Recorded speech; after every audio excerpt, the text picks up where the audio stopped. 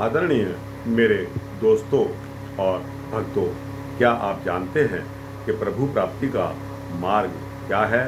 आइए मैं इस सूक्ष्म वृत्तांत के माध्यम से, अमर कथाओं से लिए गए इस वृत्तांत की मदद से आपको बता रहा हूँ दोस्तों, और यह भी बता रहा हूँ कि यह वृत्तांत हार्डली 5 मिनट का वृत्तांत है।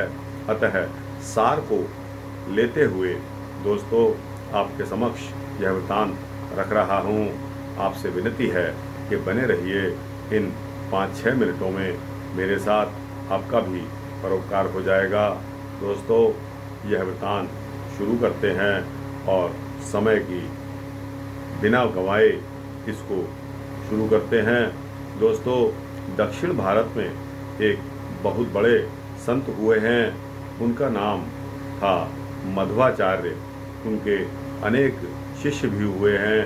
शिष्यों में कुछ धनी लोग थे और कुछ साधु संत भी।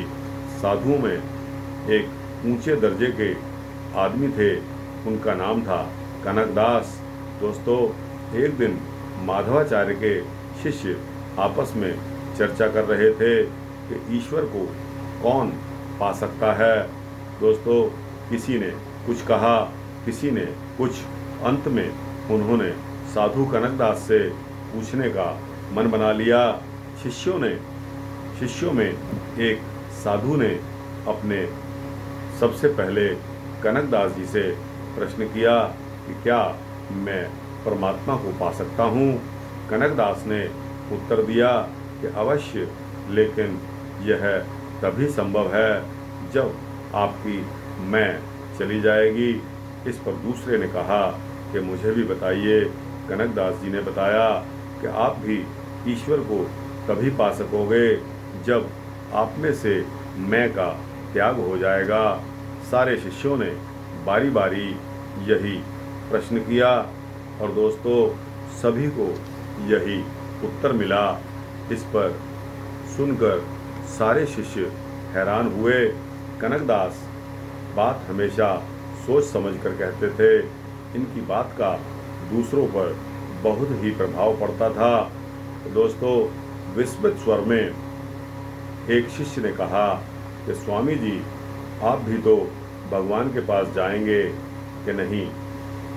इस पर कनकदास जी ने उत्तर दिया कि जरूर, लेकिन मैं भी तभी जा पाऊंगा जब मैं मेरे साथ नहीं होगी।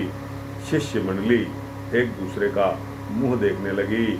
मैं जाएगा, आखिर यह मैं कौन है? यह किस किस के साथ जाएगा? इस पर कनकदास जी ने उनकी परेशानी को देखते हुए यह कहा कि आप लोग मेरी बात समझे नहीं।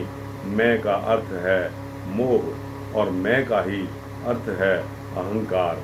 मोह और अहंकार, जब तक मैं, मेरा, मैं जो भी कुछ हूँ, यह अहंकार हम में से नहीं मिट जाएगा, तब तक हम ईश्वर को नहीं पा सकते।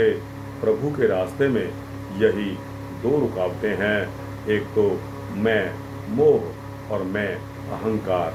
तो दोस्तों उन्हें दूर किए बिना हम प्रभु की प्राप्ति कदापि नहीं कर सकते। तो दोस्तों मैंने अपने अन्य वृत्तांतों में भी आपको काम, क्रोध, लोभ, मोह और अहंकार को त्यागने का आश्वासन दिया है।